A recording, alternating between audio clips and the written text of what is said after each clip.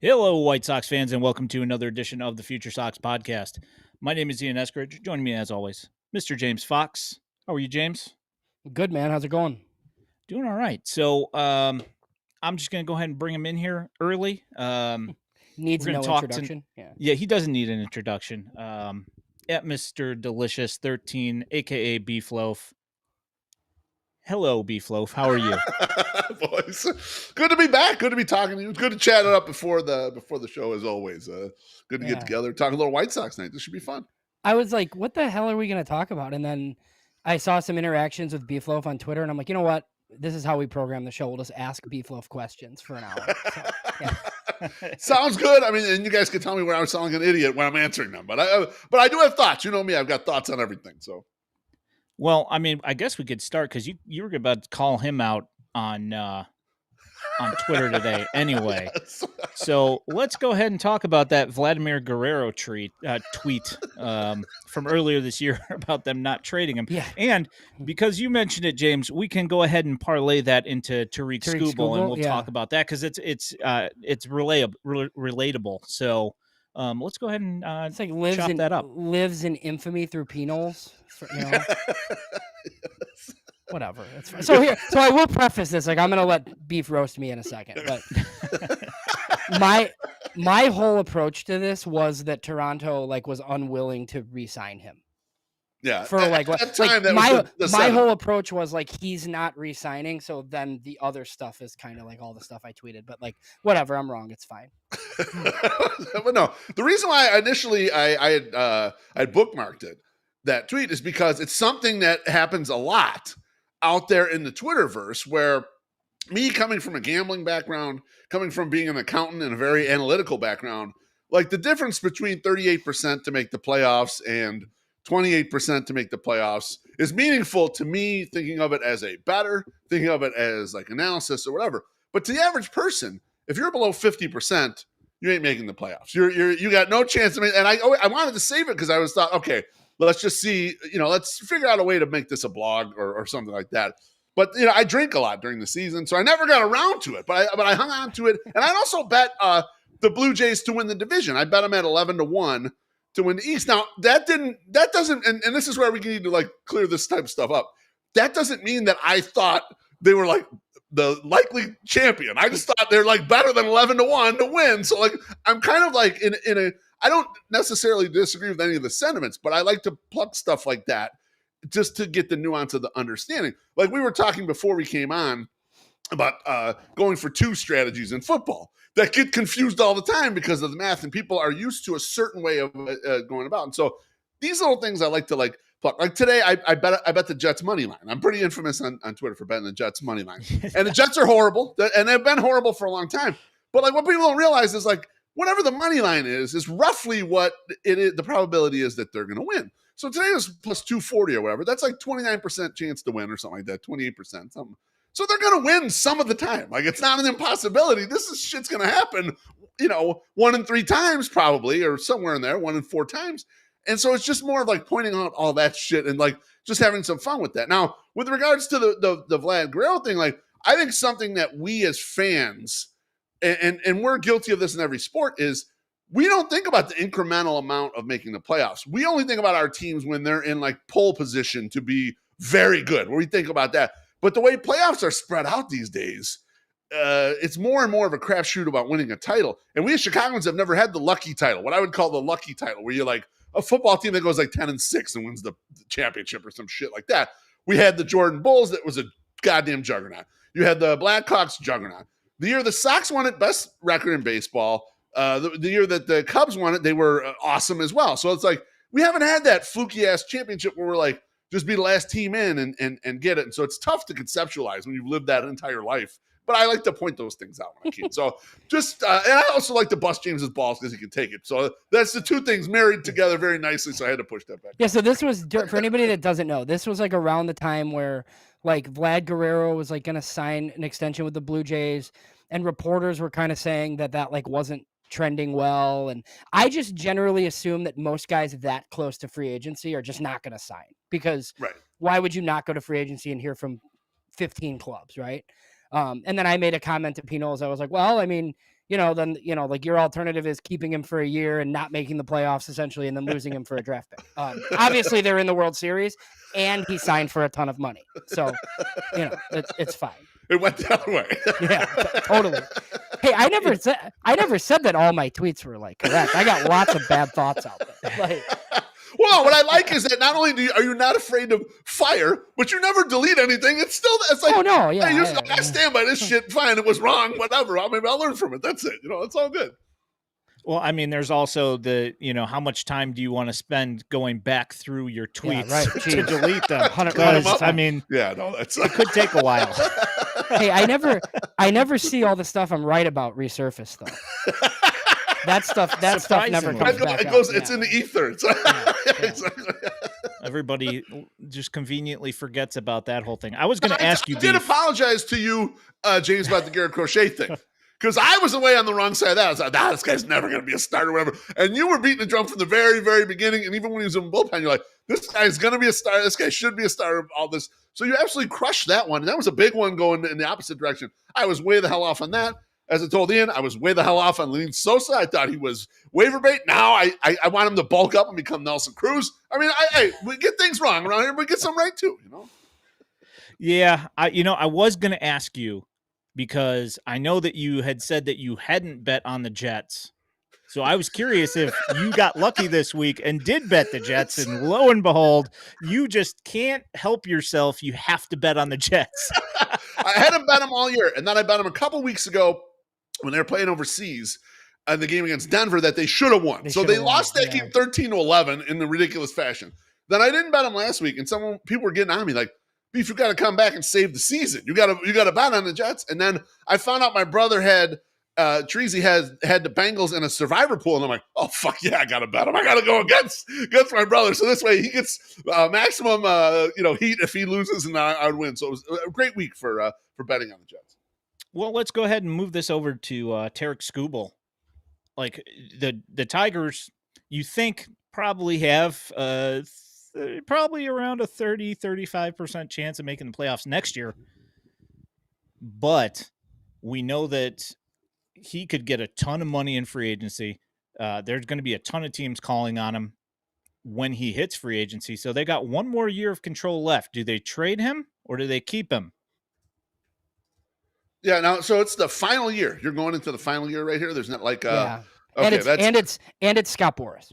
It's I mean, they even put a thing out there that they're hundreds of $1 million apart, which seems insane because crazy. Well, you're not going to give him a real offer at least. Like I could get being $50 million off or something like that, but I mean, it seems like $250K off. It's like, do you even care or whatever? So the assumption I would be with you, James, that they're just not gonna re-sign him, and they haven't been like the old man.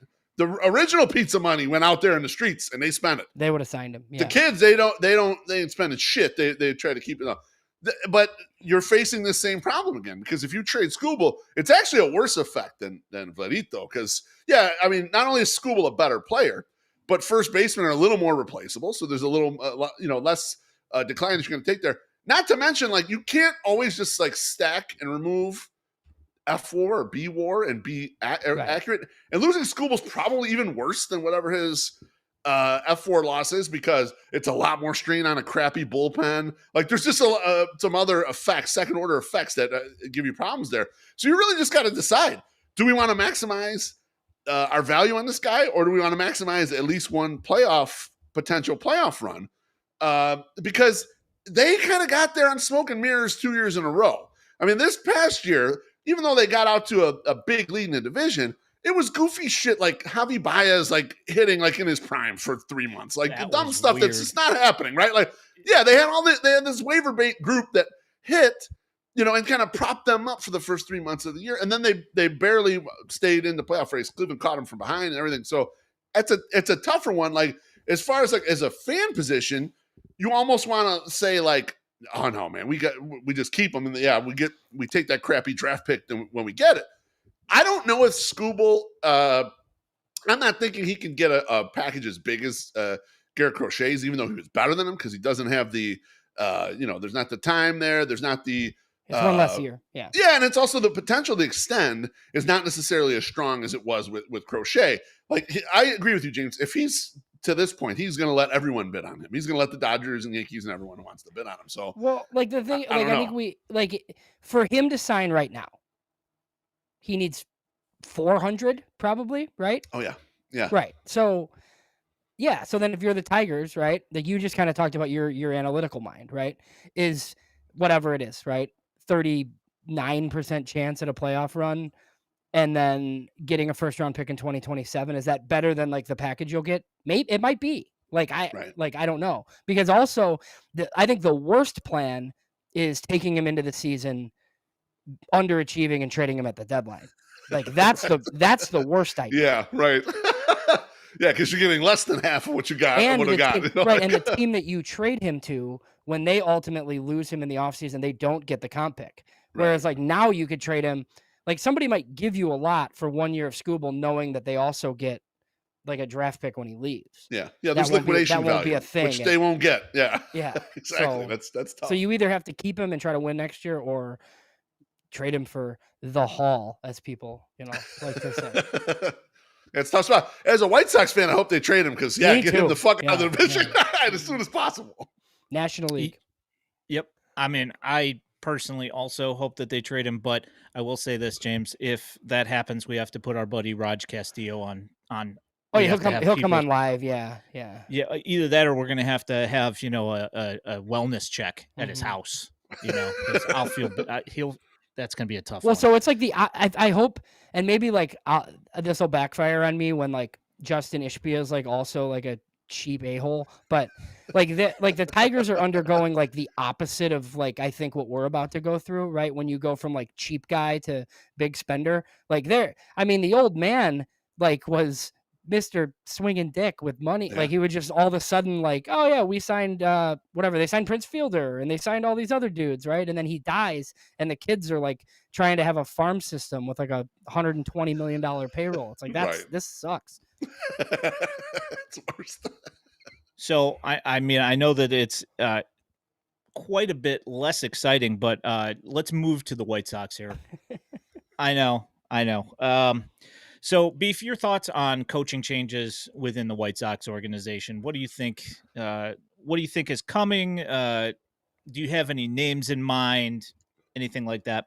It's funny. Like the level of coaching staff is probably a little bit that's above my pay grade to pick all these guys. But I remember right after they announced Katz was fired, I just put a picture of Jim Henderson, who's I think he's the assistant pitching coach in Milwaukee, up there, and I said, I bet this guy will be in there. And the reason why I put him up there is because me and the 108 boys, we started analyzing all of these moves as the offseason came and try to okay, why do you think this happened? What do you think they're looking for, et cetera? And one of the things, as much as Ethan Katz gets credit for some of the nice moves he made or some of the nice adjustments he made to some of the higher profile pitchers, the White Sox bullpen under him just wasn't great. And even during the super bullpen eras, by win probability added, let me read off the year by year for you guys, where they ranked in MLB. In 2021, they were 24th. 2022, they were 17th. This is like when they had the Super Bowl pen. They still weren't even very good in leverage. 2023, 24th. 2024, 30th. Last year, 30th. So these are bullpens that are not getting it done in the leverage situations. And so, that was the initial thing we all pointed to, is someone watching the bullpen today, these past couple of years, this bullpen stinks. But even if you go further back and you look at how they were in leverage, it's they weren't even that great when they had talent either. So you can't just point to, well, yeah, they're working with rags here. They weren't able to make that into anything. And a lot of teams kind of do the bullpen on the shoestring. So I thought, one, that was part of the reason why Ethan Katz was gone. Another thing someone pointed out to me, I think it was Wendell on Sox Twitter, he said the Sox pitchers are not good defenders. They don't defend their position well. And some of this stuff goes back to Aaron Bummer and some of these guys who were comically bad defenders. But when you look up their metrics and the various things, yeah, the Sox pitching, the pitchers were not good defenders, just across the board kind of. And I don't know if that's athleticism. I don't know how much you can pin on the pitching coach. I don't know how much of that is just drilling them or just bad luck or what. But that's another area where they're just kind of not holding up. And the third part was, Katz to me seems like the type of guy that is I'm going to go in there and I'm going to tweak this with this guy. But that's what Vanny is. So is there a redundancy to their strengths here that are kind of matching up? And Banny's like, I need a guy, and Will Venable, I need a guy to run the day-to-day. I need someone to run the shop, run the pitching apparatus through 162. These 13 guys manage the bullpen, and kind of be more of that person and less of the, doctor of pitching, which we already have with Bannister. And so going through all that, I kind of think or I hope that Banny and Will Venable's thoughts is finding someone who is good at bringing along bullpen, is good at managing that group to maximize whatever it is you have out there, because the last couple of years have been bad and you haven't harvested anything in the trade markets because of it. And so that one, even though it seemed like a shock, like Bannister's out, what didn't these guys work together? Has he had some successes? You could see the failures and say, okay, I get it. And it probably is the most important move of the offseason, I think. I thought something that is interesting is that Walker McKinven supposedly helped the Brewers so much in the run game and with defensive sets and stuff like that. And I don't know, does the lesser talent, does that make that big of a deal even in that situation? I don't know. Good question. Yeah, I'm not sure. Yeah. Well, yeah, but you're right. They don't hold runners on at all either. They were running wild on them, basically. Well, how important is it to get one of these guys who can also improve velocity, right? Because that's something so even with Sean Burke, right? He's not a flamethrower, but he went down to the minor leagues at the end of the year, Ian, and he came back throwing 99, 98, late Something in the year. That. Right. Yeah. And why can't Ethan Katz do that? It's just kind of it's they sacrifice, I feel like. And some of it was the old Don Cooper stuff, right? Where it's if you locate 95, it's better. It's no, everybody throws high 90s now, that sort of thing. So it sounds like you don't think this is just Will Venable deserves his own guy. They kind of just decided they want to improve upon the pitching coach. Yeah, I think as a group, and we were talking about in the 108 podcast, as a group, they're kind of well, this guy's probably fine, but we can do better. And we should start doing better immediately. And I think Getz has kind of been that way of, let's just improve this if we can improve it. And that's I like that approach. I don't know how successful it'll end up being in the end, but I think the approach is correct. You think you can do better than this? Go ahead and do better than this. There's no reason not to try to improve. Yeah, I find it particularly interesting as well as you look at a guy like Tanner McDougal. He goes to Eric Cressy's place, and it's in Florida, but he's the guy who's the head of biomechanics for the Yankees, and he comes back this year, and his command looks a lot better repeatable mechanics. Makes me wonder why, if they can turn this guy into, not turn him into, but help him to become his best. Why did this not happen for the last couple of years? And last year was particularly tough, where he got demoted down to Kannapolis because they couldn't seem to figure him out with the White Sox farm system. Just makes me wonder, at some point, you would think that somewhere that stuff is going to get fixed. Yeah, and then it seems for the hitting coach, right? It's just Ryan Fuller's going to go pick a guy. This is just going to be some guy that Ryan Fuller just wants as a coach, because he's someone that could put his message through there. Because we were laughing about it too. Since Colson Montgomery came up, the White Sox were above average offense through the end of the year. It's you thought that would have saved my guy Marcus Thames, but no. We were the man was fired. He was dead on arrival. When the season started, they knew you were going to be fired this last day of the season, no matter what happens in here. And it's kind of, it's tough. It is what it is. But I agree with you, James. I think this is just, you assigned yourself the boss of hitting here. You've given him his first year. He's looked at everything. He's going to get his own guy or guys and put the people in place he wants to push the message down through. Yeah, makes sense. Yep. So you brought up Colson Montgomery, Beef. So the Colson Montgomery experience, whatever you want to call it, was a bumpy ride for a while. But does that whole thing change anything in regards to how you view minor league success? Because I found me and Ian do this every week, and I kind of found myself questioning things this year. Maybe none of this stuff matters all that much. Oh, why? Because he showed up in the middle of summer and hit Kevin Moss in 1990. After it was crazy. After being terrible, after not being good. Well, it's fine. I went and looked at some of the underlying stats, and the walk rate and the K rate kind of stayed pretty similar to what it was in AAA. It didn't move a lot. You start looking at the swing percentages, and what's funny about that is a lot of them stayed pretty close, except for his contact rate out of zone was way worse than it was in the minors. And it reminded me of something I asked Ian, like probably a couple months into the season. I'm like, what the fuck's wrong with Colson Montgomery? And Ian's like, he's trying to pull everything. And so he's making terrible contact. And I was thinking, if his out of zone, contact rate stinks now in the majors, he's missing those balls that he would have pulled poorly. And now he's getting lucky by only hitting the ones that are in the zone. But if you look at kind of the luck of his extra base hits, I think he had 21 home runs during the season. He only had 10 extra base hits otherwise in the majors. So it's 31, 21 of them went out of the park. And that spread is like generally not sustainable, right? Those home runs are going to turn into doubles, and that ISO is going to come down a little bit. But we saw the important part, in my opinion, is that being able to get to the power for a team that is just so starved in it. Like they went out and got a lot of these guys who are good at swinging at strikes, who are good at taking their walks, but they weren't getting to the power. And that's what we saw in the first half. It's like, this is a disappointing offense. Yeah, they're walking 9%, but they still stink. Like someone's got to pulverize the ball. And so him coming up and doing that was interesting to me. And so I don't think you can totally throw it away, James, but there is like a little bit of running good. I actually had a conversation at Timothy O'Toole's last Sunday. Treasy and I went to go see the Barstow guys. We're having a watch of the Bears game. And we were talking to Dave Williams, White Sox Dave. And one of the things Dave brought up that I had not been in my head at all yet, but he's like, boys, what if Colson Montgomery's really good defensive, second half is the fluke? And he's really not that good of a defender on short. And he goes, on the short, a half a season, you can have a good defense. And I was like, oh, fuck, man, please don't let that be the case too. Like that's scary to think about. But so there is a tremendous amount of variance, but I think even just getting to the power was the important part to see, and that he is this big, strong kid that can do that. I expect there to be, a couple weeks at a time where he's just brutal, and we're all scratching our head like, when is this guy going to get out of this funk? I expect to see some of that in this coming season, but if he does maintain the power, I think it's going to continue to be palatable. But I think we still should be cognizant of the performance in the minors, despite this outlier performance here. I wanted to bring this up here real quick before we move off of this coaching staff situation. Kev561. So with these director of hitting, director of pitching, do you guys think this is them picking the staff adjacent to them, or is this Venable picking all of his staff?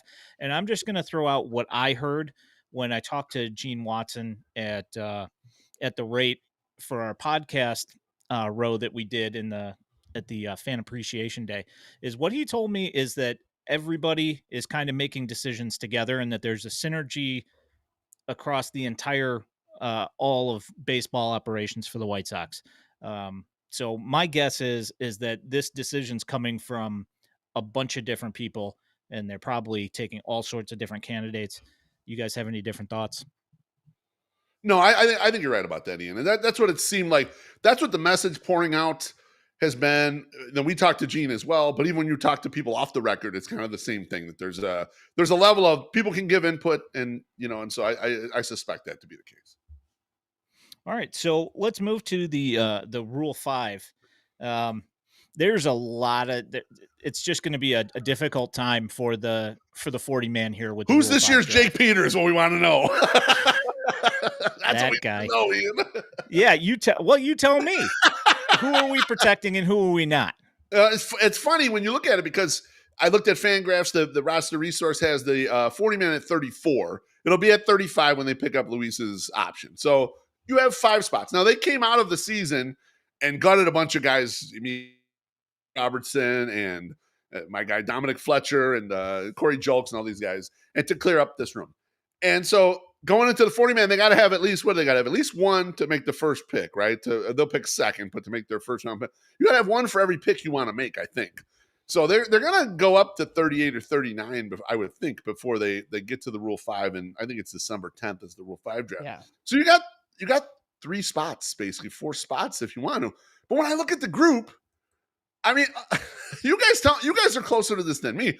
Tanner McDougal seems like the only no-brainer in here, and like Getz is trying to be sly about shit and push guys through as aggressively as possible. So he's got me looking at Mason Adams and like, are they going to try to push him through because they know another team can't keep him on the roster for 90 days because of the injury? Like, he won't come back in enough time to allow the 90 days to be on the roster? Like, What are they going to get like a little finicky with? Like, I think about the Hahn era. If this was Rick Hahn's team, Samuel Zavala would be getting protected like fucking Luis Basabe or some shit. Getz does not do that though. He's aggressive. He will try to shove guys through. You know, do you think, like Shane Murphy feels like the other guy that's like kind of right there? It's probably prudent to not let him just get scooped. But like then I start looking around, like they traded for Ben Peoples and Duncan David. Are those guys on the shore? They weren't very good when they got here. Like you might as well, like there's the relievers down there. They could protect one of them, but why would they? They didn't even bring those guys up at the end of the year. We had a crappy bullpen. So I'm going to push over to you guys. Who is getting protected? I'd say Tanner McDougal is. Who else? Is there anyone else? They got open spots here. I mean, I think Tanner's the lock. I think Spencer. Geez, I keep doing that. Mason Adams he's like a guy that could get taken because of the injury, because you don't have to like roster him all year. So like, I bet they protect him. And then I agree with you on Shane. So they've been doing a lot of Shane Murphy propaganda, even though like, I think we kind of like him, but like, like he's all over the place, like talking to the media and like, Garfine's talking about him on the podcast and shit. Yeah. The surprise guy that they might not add is Peyton Pallette, in my opinion. And I kind of like think he should have been in the bullpen already down the stretch. Like, why would you not want to look at him? Right. Like these guys didn't draft him. They didn't bring him up, like Shirley did, but Getz did not, Right. So I don't know. I mean, like I'd probably protect him because like I kind of like Peyton Pallette, but like you can't protect everybody. And then I think like Aldrin Bautista, there's no way they protect him. I mean, like, we like him.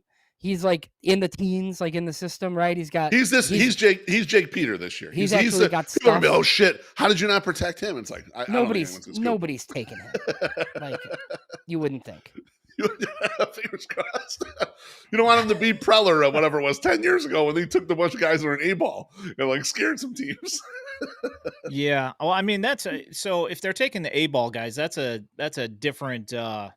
That's a different phase of the Rule 5. So it's entirely possible that they could stash some of these guys in Birmingham's roster and then you don't lose them. Okay. Or I guess in AAA's, so you won't lose them from the minor league phase. But yeah, it's a good question. I personally, if Mason's left off, I'll feel very, very sad. It will be very, very sad. So explain that, James. You were saying you think because of the injury, they could get away with it. Because, they wouldn't have to have him active on the roster the first half of the year when he's not, because he's not going to be ready to pitch. But when he does come back, will they even have the night? Because you got to be active roster 90 days, I think is the thing, even if they're injured, right? So you would think he'll even be like rosterable for 90 days. Yeah, because I think they can carry it over, like if it's like because of an injury. Because so you can start the next year with the clock. Like teams take injured guys for that reason, like all the time. Okay. Because you don't have to keep him on your team for a full season because they can't pitch, they're hurt. Right. And then so I don't know. It's gonna be interesting. I that deadline day is usually what, like third week in November or something like that, where it's November 20th. They kind of announce. And something you mentioned, Beef, they just need a 40-man spot by December 10th. So like that first deadline day, they can be at 40. They just have to have a spot. And then just peel someone. Okay, they just have to have a spot to pick once they actually pick. So look, like we're kind of Rule 5 nerds, right? And but I mean, after last year, like should we care more? Like, or is this like no way they're gonna nail this again, right? They got two dudes that are like legit guys, that like it's either they're really good at this, right? Or there's no way that they're gonna be able to nail this again. No, they got 20 years of Rule 5 production in 1 year. Like, well, insane stuff to get two guys on. And, the Vassal one's even more insane because Shane Smith even being out there, you guys wrote about it, James. You're like, this is kind of a no-brainer, and we're lucky to have the first pick, so we get a shot at this guy. Like, but I think everyone thought, okay, yeah, he'll be a nice little bullpen piece, and this is great for the Rule 5. Not he's going to throw 130 innings and be basically your best starter. Like, that was not in the cards. And then you kind of steal Mike Vassal as he's running through teams like at the end there, and he gives you 100 innings out of the bullpen, basically. Yeah, I would expect nothing out of this year's rule. Maybe we'll get something out of it, but I would expect zero. I'd expect by the time the weather's warm, they're handing this guy back to whatever team they drafted him from. But regardless, I mean, I like that there's a little more focus on this, that there's an attempt to gather some value here, and they succeeded mightily last year. Yeah, I would say that that's probably the more prudent way to look at this thing is expect absolutely nothing to happen. You remember the Shane Drohan got absolutely nothing out of him. Jose Ramirez got absolutely nothing out of him. There's been years, we picked up that one sidearm reliever from the Giants. And when Bannister first moved over, and that one, he actually looked good in spring training, but then they let him walk anyway. So and he did absolutely nothing when he left. So yeah, there's no way they thought Shane Smith was like this dude. No, like not a chance. Like neither did the Brewers, by the way. Right. Well, he did added the change up in the offseason that kind of made him his velo differential so crazy, and it had nice movement on it. So there's a reason why nobody thought that that's what was coming. Well, but I remember the first time. it. So like in spring training, he's like throwing gas, right? And I had just thought like, okay, they're definitely keeping this guy. He's in the bullpen, right? And then after 3 or 4 outings, I'm like, geez, they're going to start this guy because they're terrible and he throws really hard. You know what I mean? So then they did. Like he moved into the rotation, obviously. Yeah, we had a discussion about it on the 108 podcast, and we were like a little concerned. Like, are you pressing this guy a little too much by trying to throw him in the rotation? And the answer was not at all. The guy was a beast, and he could absolutely handle it and great. Like, and even he had hit the wall a little bit with his innings. They rested him a little. And down the stretch, he was very good again. It's like, okay, he got stronger. He's prepped for this. Now he's throwing 130 innings. He's ready to be a regular starter after this one year. It's kind of like, wow, that you really harvested something. That's awesome. So what do you think the White Sox should add this season in the offseason? What do you think they're going to spend? Like, what do you think? Bullpen? What are you thinking? I don't want this to get misconstrued because I always want my teams to spend. But I think that they're not as far along as people think they are. And so if they took this year as another year where they're grabbing a lot of waiver bait and trying stuff in a lot of places, I would not hold that against them. I think they're kind of still in that ilk right there. I would hope, I wrote a blog about this from the 108.com. I would hope they start prioritizing the defense a little more because they went from 2024 having like a comically bad defense. 2025, there was improvements, but they were still bottom 5 basically in every metric possible, and their defense was still very bad. And if they're shooting for being Brewers style of good, Rays style of good, Guardian style of good, you got to have a good defense. I mean, they've got to catch the ball. And like, there's obvious stuff. Just getting Josh Rojas off the roster is going to help. Never letting Andrew Benintendi hold a glove again would help. Like, there's little stuff that you could obviously do, but they need to start prioritizing that stuff. For me, if you're gonna go out there, I do not want Pete Alonso. I don't want any of the mid-market fixes. Okay, keep dabbling in the bottom of the market. If you're willing to spend some money, fine. Go get me Framber Valdez. Go get me Cody Bellinger. Go get me Alex Bregman. Any of those 3 guys, if you want to spend a bunch of money, fit this roster perfectly. They're not going to block anyone or anything. But as far as I'm concerned, my guess is they tinker around the sides. They don't spend a lot of money. We see another like Martin Perez type signing out of in the rotation, probably 2 of them, because you really only have 2 starting pitchers, right? As we talked this moment, you got Shane Smith, you got Davis Martin. They're going to need some starts, and they're going to give some time for these injured guys to come rolling back in here. I'm fine if they want to spend $10 million on a legitimate bullpen arm. I'd be fine with that. I think they kind of have the makings of what could be a good bullpen going into this year after what we saw in the second half last year. But if they want to add to it, that's fine by me. Those assets are generally tradable. But yeah, I don't know. I just don't want to fuck around with like, oh, we're gonna go get Pete Alonso, or we're gonna go get whatever DH. Everybody wants Josh Naylor, right? Yeah. No, I don't want that. I don't. And I love your fat guy left-handed hitter theory, James. I just want those guys to be cheaper than Josh Naylor's, or Kyle Schwarber. They could be Kyle Schwarber if you want to spend a lot of money and get like a guy who is a guy. Yeah. That would be fine with me. But no Josh Naylor. I wonder how much Ryan O'Hearn is going to cost, because he was like he's Fuller in Baltimore. Yeah. I don't know. I mean, that's like lefty first base. Not that fat though, but yeah, not fat enough to fit your criteria there. It's those guys are starting to retire, so it's tough. They're rarely hanging on rosters here. But no, my concern is more. I'm worried about the defense. I was not that impressed with the Curtis Mead audition down the stretch. I'm not sure Miguel Vargas can handle third base. Miguel Vargas looks pretty good at first to me. I don't know if he can hit enough to play for, but my focus has been more on like whoever you buy in free agency, please make sure they are an adequate defender, league average or better at whatever position. We can't keep losing this many 1-run games because our bullpen sucks and our defense sucks, and that's the main reason you lose those types of games. So yeah, at some point it's like bad luck. But it's also like we're just bad at these things that you need to win these games. Well, it's kind of one of the, like, we kind of talked about Mike Talkman and how he like secretly has like a year of control still, right? And Yes. like I like that guy. Yeah, but, me like, too. But I don't think you can have him and Andrew Benintendi on the team. Like you just No. like if you could somehow dump Andrew Benintendi and then Mike Talkman's your left fielder, totally fine. Like That would be good. that's great, Yeah. right? But you can't have Benintendi in left and Talkman as the strong side platoon and right, because it's just like they can't play defense anymore. Yeah. Yes. Yeah. It's over. It's over. Get some, and even when you start looking at guys who you think are dependable, like Luis is still a good defender in center, but he's basically like a league average center fielder now. He's not a star anymore on defense. He's getting older. The legs are going a little bit. He's just not as good as he was. You need to fill in around these spots. Third base was tragically bad last year. I think you're kind of set up the middle. I think your shortstop is your shortstop. I think Chase Madras is your second baseman. You have your catchers. One of them can't frame. The other one couldn't block this past year. Hopefully that improves next year. Nothing you're going to do in those spots. But at third, corner outfield spots, you got to get better on defense, in my opinion. Yeah, I think that's part of the problem is that when you start getting the guys that are excellent defensively, either they have no bat or they have no power, Right. or they're bad defensively. It's like those three things.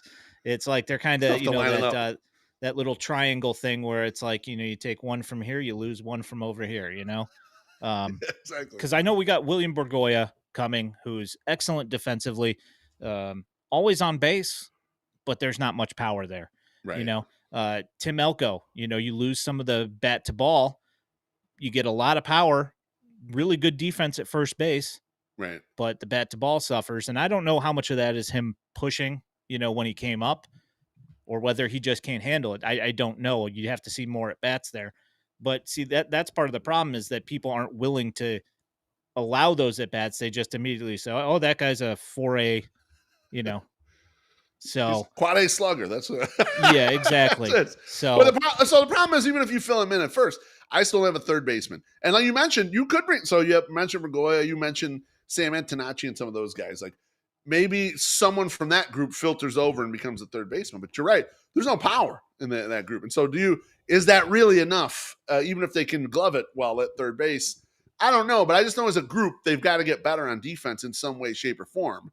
And I don't know. It seems like outside is the answer. Do you give Brian Ramos one last chance? He's still somehow survived the 40-man. Do you ride him out until spring training and see if he can win the third base job? I don't know. He's an athlete. He's supposed to be a good defender there.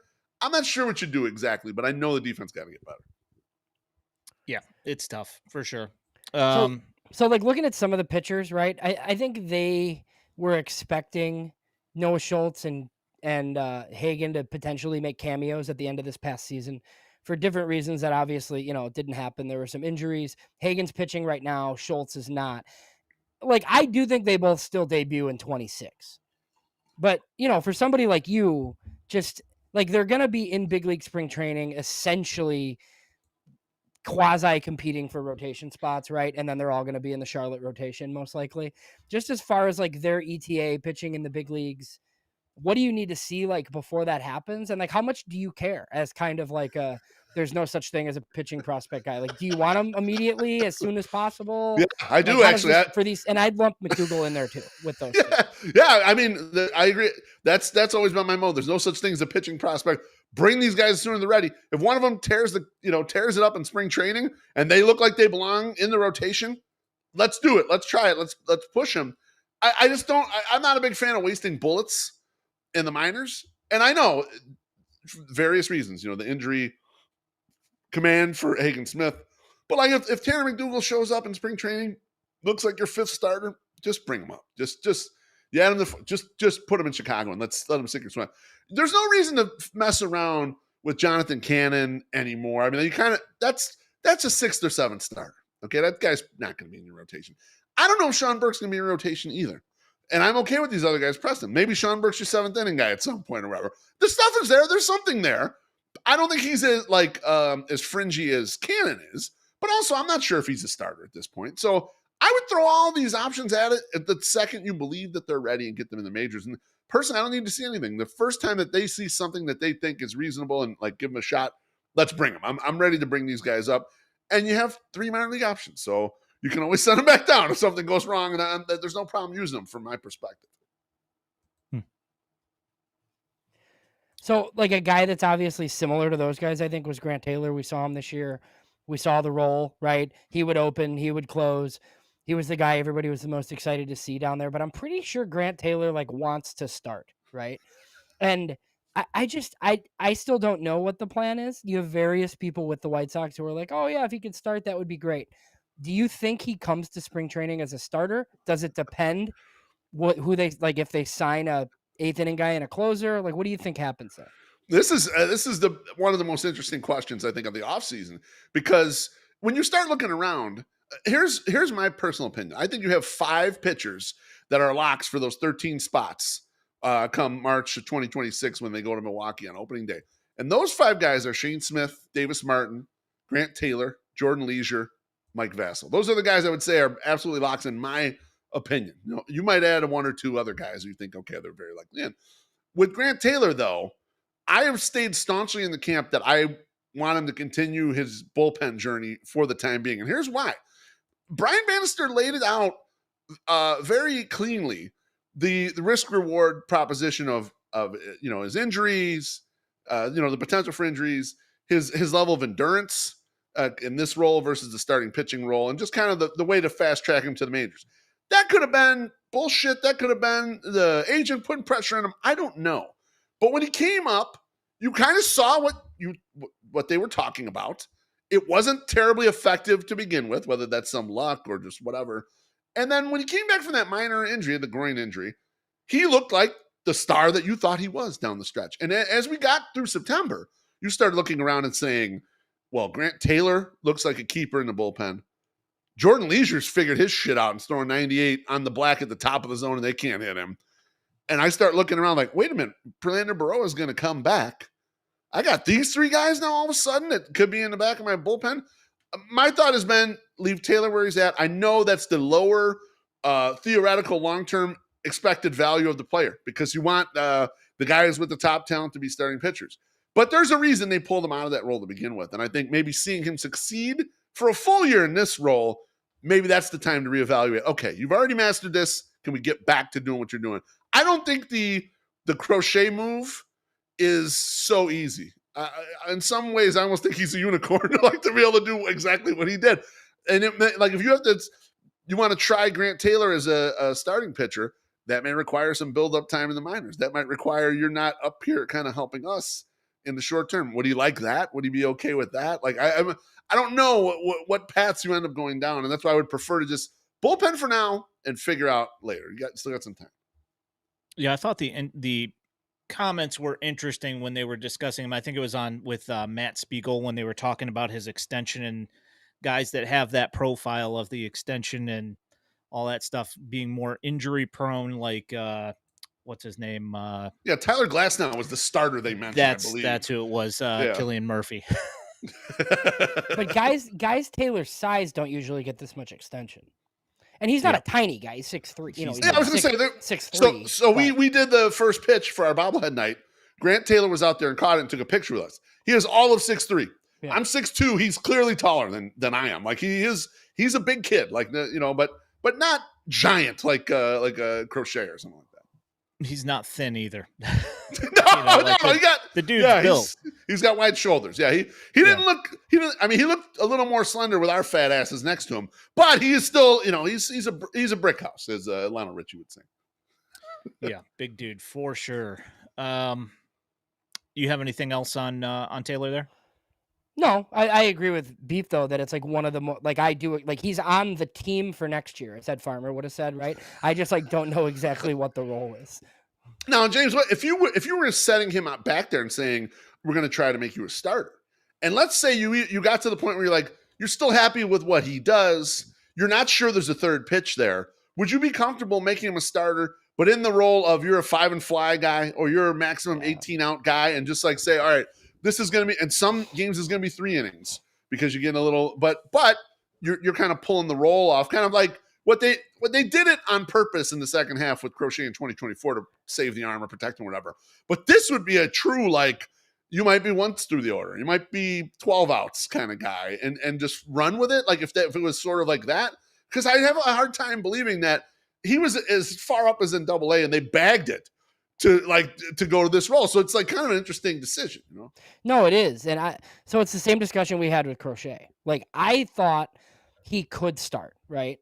But I thought it would have to be and remember at the time the White Sox were good. So I didn't think it could ever happen for like a good team, right? But I was like, oh, if they traded him to Oakland for something, like, yes, somebody should start this kid. And then the Sox were horrible and did it. So like I understood both sides. Like I thought it was possible, but like not if you're trying to win. Yeah, you're right. I mean, I need to know like how many innings can Grant Taylor pitch next year? If you can tell me that answer, then I could probably like figure out the role, right? But no, if it's like 100, like no, you can't. You probably can't start. You have to kind of do like what they've been doing. But I mean, how much are they gonna like Grant Taylor's opening today? Grant Taylor's closing tomorrow. Like he's getting your highest leverage spot that happens to be in the 6th inning. You know, like that sort of thing. I don't. You know, it's gonna be fascinating. Yeah, and I wonder how much Venable will start. I know he was comfortable in using him in a lot of different roles, and he tried to play the leverage card as much as possible. I think part of it was because he just felt he didn't have a lot of good options, and so he really had to force these guys in certain spots. I wonder how much he's going to allow these guys to have a little more generally defined roles while stretching them where you need to, because being wildly all over the place, that can't be easy, especially as a rookie coming up. And you're like, you've never been the reliever guy, and all of a sudden you're opening on Tuesday, Thursday, you got to close the game out. Like it's kind of a weird psychological thing. I mean, he's the guy who like, you know, it lines up there nicely. You see the stuff. He's got one of those big fastballs, and like, just don't, whatever you do, just don't mismanage this kid. Let's just get something out of him because he looks like he's the part. Certainly. So your thoughts on what the draft means to the White Sox? How important do you think it is? The White Sox go out and get bumped by the Twins again and end up being in 3rd spot, and they get the 1st pick. How important is that? What difference does it make whether they hit in the top 5? It's so important, man. Fuck. The more I've been thinking about it, the more I've been like sick to my stomach that we're going to be sweating this lottery ball, because when you start looking at what we got right now, you have the parts of a good young core, but you don't have all of it here. It's not all of what you need. You saw that the last time. It's just what you didn't have enough. You need more. You're going to need more reinforcements. What they have in the farm right now, you know, that's like somewhere in the middle is their farm ranking, right? And then you see stuff that's going to come up and help. But it's not like another wave of like, oh, a bunch of guys like this are coming. You know, like you got a couple here or there, got some role players, some bench guys, whatever. You need to hit that draft, because that needs to be that next group. I know they're fixing the Dominican Republic, but that group of talent 7 years away or whatever it is, it's a ways away, right? They got to get the Ishbia money into the academy and get that built, and then start really, you know. I know they said they locked in $6 million for a kid who's 13. Okay, that's 8 years away or whatever. It's 7 years away before this kid could be in the majors. So you're going to really need to hit hard on the draft. And this draft is the one to hit hard on. Like, in theory, this team is not, they're not a 100-loss team next year, fingers crossed. The Pythag record was better. Once we got everyone here, the way they actually played record was better. It was more a 70-ish win team, not a 60-ish win team. But yeah, they got to hit that thing so hard. They got to be 1 or 2. They've got to maximize the shit out of that budget, the draft pool. Like, yes, it's so important, and it makes me sick to think, man, if it goes wrong, this is a big deal. It feels like it's a big deal to me. Right. I mean, they have like the top odds at 1, but they're most likely to pick like 4th or something. Like if you look at like the way that the stuff, yeah. And I know like it's baseball, right? It's not the NBA or like the NFL with a quarterback, right? But this is one of the years with like a dude at number 1, like Rock Chalowski's shortstop at UCLA. At least as of today. Right. All these things Yes. change. Yes, 100%. Right. So there's like him, and then there's like a high school guy that's like a typical like number 1 pick high school guy. Right. But yeah, like you start falling to like 4 or 5, you have less money and you're settling. So yeah, I think we're gonna go live that night. So that show could be fun if it's Ian's gonna just like throw the headset down if they pick like 5th. So Well, I got in-ears, so I'll That's probably true, just yeah, unplug and yeah, walk away. yeah. Especially if the Twins pick first. That's like, Well, 'cause you see, can I noticed argue. that you Lose let, my you mind. let off with that, Ian. It's like the worst possible result. I'm like, oh, Yeah. fuck. My stomach started hurting when you started talking about it. Well, because you It's the can worst. argue that like if it's gonna be 5 or 6, you'd rather pick 7 with the way the rules are set up. you Right, know? yes. Yeah. Yeah. Total reset, baby. So you're not in the penalty box. Yeah, exactly. They need to fix this rule like badly. It's Yeah, they'll such figure it out. an awful scenario for teams that go down from their odds. It makes absolutely no sense. So And it wouldn't be that big of a deal though if you could get the talent from the other angles. We're a Reinsdorf owned team, so they're not going to spend a bunch of money on someone, and we're not fixed yet down there in the international markets. It's starting to happen, but it's going to take some time. Everyone knows that. That's the big one. Yeah, it's So because I mean, even if you're picking up guys from elsewhere, you know, you don't have like that length of control right out of the gate, which is like the big thing is getting those guys from the international side where you've got all that control, and getting guys from the draft where you got all that control and you don't have to jack up your payroll for it, you know? Right. Yep. I do want to get into labor talk with Beef because he's here, but a Let's do question I didn't put on. I do need his thoughts on the White Sox like actually signing middle schoolers like the rest of Major League Baseball is done for you. I mean, part of me is like, isn't it weird? You know, it's really weird, perverse. right? Yeah. Like it's but really weird. I pay a little more. I'm not that in deep as you are, James. But Teresa and I pay attention to everyone just so we have a good feel for what the Sox are doing. It's like this is the way business is done, and so it is a little slimy. But my Latino brothers, I need them to get paid too, and this is the way it works. This way they're going to get paid. So I sympathize with it. But yeah, it's kind of it's funny when that headline came out. I was like, oh no, everyone's going to freak out about this. But this is just what happens. Like, and we were trying to explain to our followers, like, they just signed a 12-year-old. Don't worry about it. They didn't really sign him yet. And this is, everyone's in negotiation this early. They're checking these, whatever, these kids out, who's going to become a good player, whatever. But it's a wild, it's a wild system. And imagine if there was no draft in here in the U.S. It would be similar. There'd be kids in 8th grade getting picked off and like, hey, we'll sign you for this amount when you turn 16, you get $10 million or whatever. Imagine how crazy that would be. The high schools would get rated for all these kids. I mean, I guess it kind of happens a little bit in soccer, from my understanding. My alma mater, De La Salle, finished 2nd last year, and they had a player who was 16 or whatever, junior kid, who was supposed to be playing like in one of the pro leagues for the younger kids, and decided to play his high school season instead, and led them all the way downstate and was a total monster. And I was like, wait, what goes on now in soccer? How does this work? It's crazy shit to even hear about that. But I mean, so it makes sense though from the international leagues. It's the same way. Yeah, we kind of talked about that when it broke, that because it was reported as like, the Sox signed him, but he had an agreement with the Yankees already. It's like, well, when the hell did the Yankees sign him? When he was 10? I mean, it's like, geez, It's like, I find it very odd that they can also like welch on that offer as well. If the kid gets fat or if he gets hurt, then they could just pull it back. And then this kid that's been, like doing his thing for the last couple of years thinking, hey, I'm going to be a New York Yankee. Yeah. All of a sudden, he comes up with a lame leg, and now his family doesn't, they're like, well, Chris, where are we going to eat from? Chris Getz will do $6 million 5 years from now. What does he care? He's like, yeah, sure. Like, yeah. Exactly. True that. Exactly right. So let's move to the labor thing. This labor, it's a possibility that after 2026, the league might go into a lockout or a strike or whatever, depending on who decides to fire the first shot here. What kind of what do you think? What are we looking at for a difference for free agency? What do you see potential issues being? Let's just throw this all out here. It's funny. I'm curious to see. This isn't. There's been labor strife a lot in the last 10 years ish, right?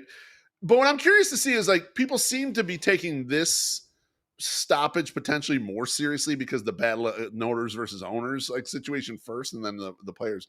I'm wondering if there's going to be any overreactions from the free agent class this year. If anyone's going to be either looking to lock in, fearing that a salary cap comes in. I don't think there's going to be a salary cap, but there is talk of a salary cap. Or fearing that the penalties will become more punitive at the top of the markets, and so that they potentially get penalized, by not giving bigger salaries to certain players and want to lock in. If some players will sign big 1-year deals just to like maximize what they can get now and wait to see what happens in the reset.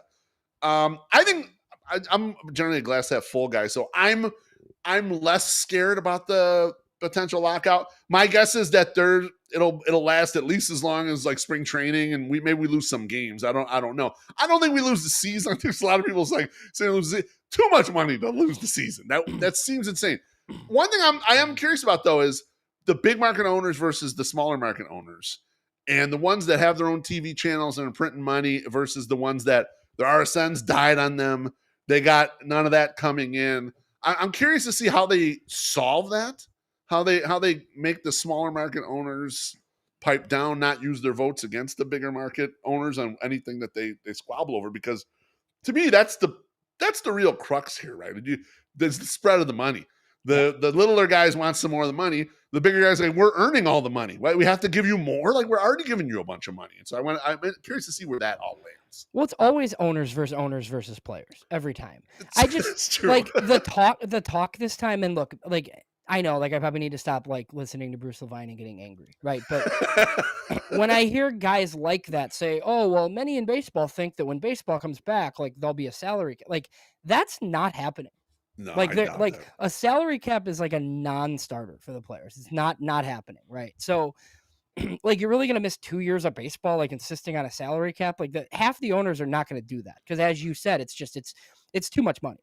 These are real estate deals, and they just, they're not going to get any money if there's no baseball. So yes, they have to fill their huge complexes, which include restaurants and everything and entertainment with all the people in order to get the return on this. I think it's a 100% certainty that there's a lockout in December of 2026. But I don't know that they miss baseball games, because like this happened last time too, right? It's like they're gonna miss, and then it's like, we're starting next week. It was just like, okay, like I kind of expect the same thing to happen. Where I'm just like not alarmed. I don't know. I feel weird because I feel like a lot of people who do this sort of thing, like weekly, are freaking out, and I'm just like, there's no way they're gonna lose this much money. Like they're not gonna forfeit this much money. I do wonder what they end up settling on though, because I know that the commissioner wants all the TV under one thing, right? They want to try, and the big market teams that have their own channels and they're printing money on this shit, there's no way they're hopping into that pile. They're just not going to do that. Like, so what's the solution become for the smaller market teams? And I don't feel bad for the small market teams, and let me tell you why. All these owners are supposed to be master capitalists, and now they become rent seekers the second something goes wrong. Now, someone else better save me. Oh, yeah, now everyone's got to give you money because you couldn't figure out how to make this business work. What they should just do is force these owners to sell. If the owner can't succeed, the group should get together and say, you didn't cut it. You got a year to sell this team. Get out from under it. Let's get us an owner in here who's solvent, who thinks they can make money with this and figure out a solution here. Because I don't know, these guys are all supposed to be coming from the position of master capitalists, where somewhere out in the marketplace they succeeded mightily.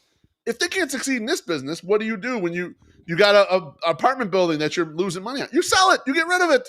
And that's what they should be forced to do. I mean, that would be a healthier version of this. And then you get people in there who could actually run these businesses. Yeah, the part of the problem here is that you say that, and also at the same time, they're complaining about how they're having a problem competing.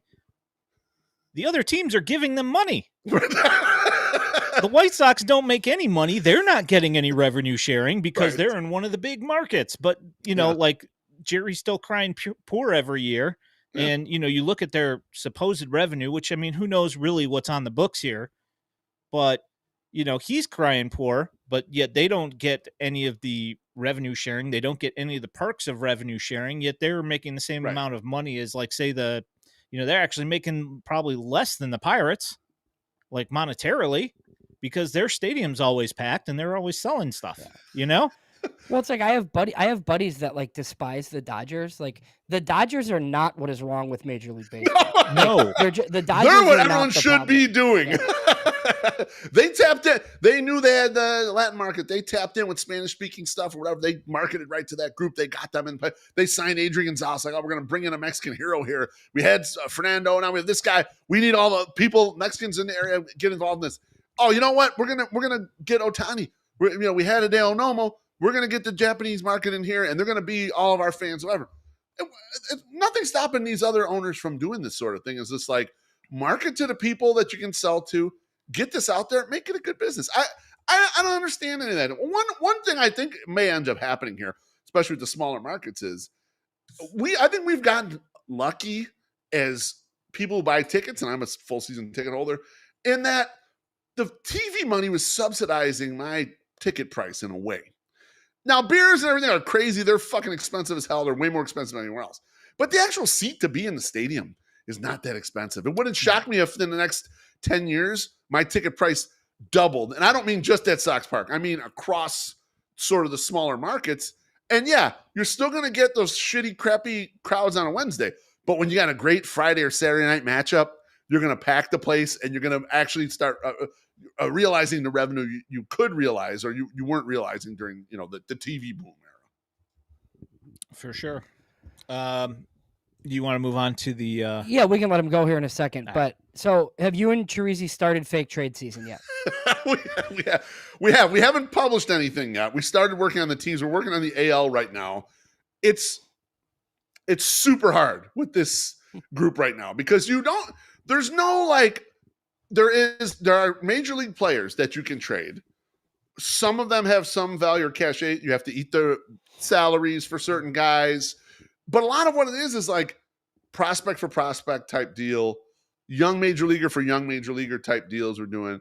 I think the first two we did, I think I traded Lenine Sosa for someone similarly positioned on another team that's an outfielder. Right. So basically like, oh, we'll flip out the infield guy that we got too many of for outfield guy that's kind of in a similar spot as this guy.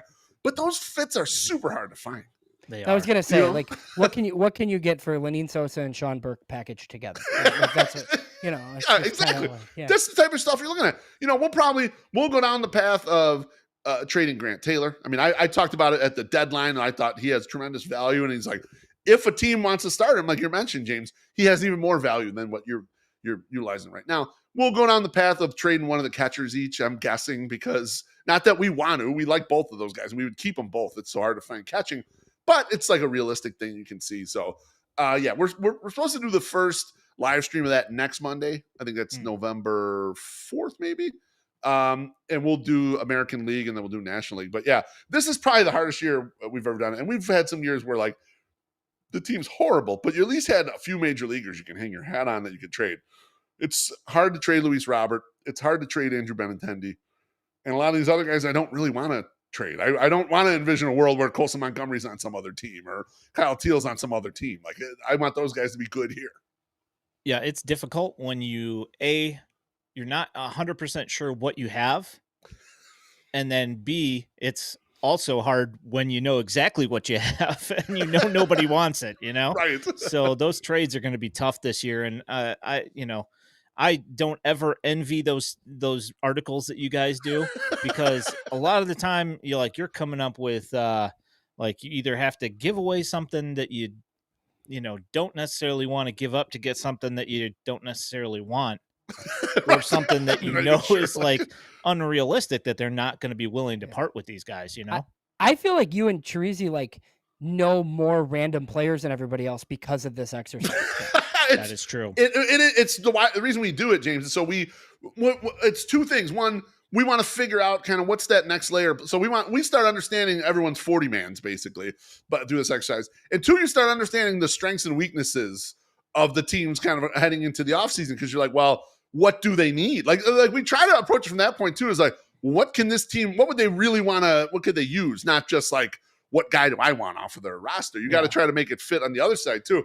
It's like, yeah, we do it almost just for our own education so that we we don't feel like such dumbasses going into the offseason. We kind of know a little bit about the other teams. That helps us. So. The Sox will claim some guy on waivers in May, and Beef's like, "Oh my god, I traded for him in the offseason." Like that same guy, like Brandon Eisert. He knows who Brandon Eisert is.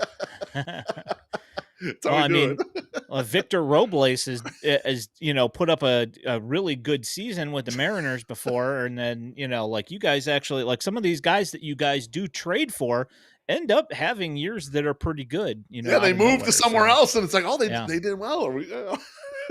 That's true. Are you good, James? All right, Beefloaf. Everybody probably knows, but tell everybody where they can find you. You guys could go to fromthe108.com. You can find us at fromthe108 on YouTube, Twitter. I'm at MrDelicious13. Terezi's at Terezi. My Sox Summer is at My Sox Summer.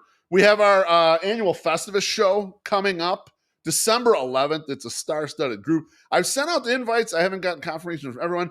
Our closer has confirmed, and that'll be a big somebody. We'll announce all of who is involved in it soon, but it's a lot of fun. People come on and give grievances. Not about the White Sox, it's just generally about life. We'll have another big announcement coming, but we can't quite announce yet, but it'll be probably be a live show. You guys have probably been to a similar live show of us doing stuff. So that's on the horizon too. So some good fun, obviously. And then we'll just be goofing around like we normally do, like trade with every team. We'll do those blogs. We'll probably have some fun live streams. 108 Podcast is Thursday nights at 8:00 we stream, and I stream the Au Jus, which Ian was on recently. We talked about the top 30, FutureSox top 30. That's generally Monday nights at 6 p.m. This week I have English Sox Colin. So I have someone from the UK coming on talking European sports markets versus American sports markets. That should be pretty fun. So interesting. Yeah, I was going to ask you if you guys were doing the 108 day because I know like with the Sox Fest thing and some of the stuff just like off the reservation here. So everything's like been yeah. So I we're getting out of time, but I kind of think they might use some of us during Sox Fest. Like, we'll see. See what happens. We'll see what happens. So we've been keeping quiet about what our thing is going to go. But yeah, I mean, it's just like I figure that there's going to be some kind of interesting things, and this is actually something I wanted to talk to you about at the beginning, but I kind of spaced it. Is like, how do you feel about the way that the White Sox marketing has kind of shifted in its thinking? Well, not necessarily shifted in its thinking, but like the higher ups have kind of shifted the way that they are relating to some of these other outlets like bloggers and such. Yeah, I love it. I think that there's an opportunity there for them to utilize these platforms that, look, people go to our sites and to find out stuff. And whether it's, they're coming to be entertained or they want to talk about this specific thing or whatever, we're all getting into weeds in a way that the mainstream media is just not going to do. They're not going to cover it the way we do. They're not going to talk about it the way we do. And they're not reaching the same people that we're all reaching. And I think they kind of understand that. And I think they showed that with having the group of us interview people. And if you listen back to the interviews of each person, those interviews did not go exactly the same. And that's good. You should have some diversity in those interviews. And so I think that they thought that was very successful. I mean, that's the little whispers I heard that they really liked that nice. What happened there, that format. So hopefully that does come back in some capacity. But yeah, I mean, it's been obviously having the bobblehead. I got the bobblehead right over here. Oh yeah, let's see that. I don't have one of those. Yeah, having the bobblehead was just like an absolutely amazing. Like, what team says yes? This dopey fan group will have a night where it's a special ticket and we'll make your bobblehead and do it. But you're right, Ian. The Sox have reached out a lot more to groups like ours, collectively, to be involved. To like, hey, we'd like to have you guys a little more involved in this stuff. And that's good. That's good reaching out to your community. I mean, these are your most rabid fans. Why wouldn't you want to have them involved? Let them be part of the thing. So I'm all for it. I'm not all for everyone getting a bobblehead. I want us to be the only ones that have the bobblehead, but I'm happy for everyone else to get as much access as they'd like to get. Fair enough. Yeah. Remember that when the people lined up like throughout the Clemente Bridge at 10 a.m. for the 108 bobbleheads. Yeah. That's it, yeah. Exactly. Insane. Well, congratulations on that. That was a really awesome achievement. Very happy for you, and and Terezi and MSS as well, of course. Super awesome that you guys got to have that day and all that's super cool. So from the 108, Mr. Beefloaf, we appreciate you. Thanks for coming Thank on you. tonight. Appreciate you guys. Thanks for having me Absolutely. on anytime. I'd love to have you guys back on my stuff very soon. Awesome. Sounds good. I'm going to walk us out here, James. You good? All right.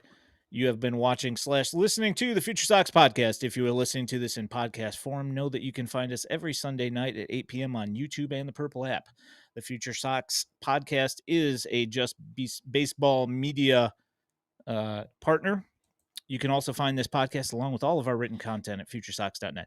If you are looking for White Sox prospect highlights, you can find them on X at FutureSox and now also here on our YouTube channel. If you love the content and want to support us here at FutureSox, there is a link to our Patreon in our channel description and at FutureSox.net. You can also toss up a super chat on our YouTube stream. Also, don't forget to like this stream and subscribe with notifications so you know when we're going live while helping us in the World Wide Web algorithms. My name is Ian Eskridge at Daily White Sox. He's James Fox at JamesFox917. We appreciate all of you so much. Thanks for coming and hanging out, guys. We appreciate you. Thanks for hanging in the chat.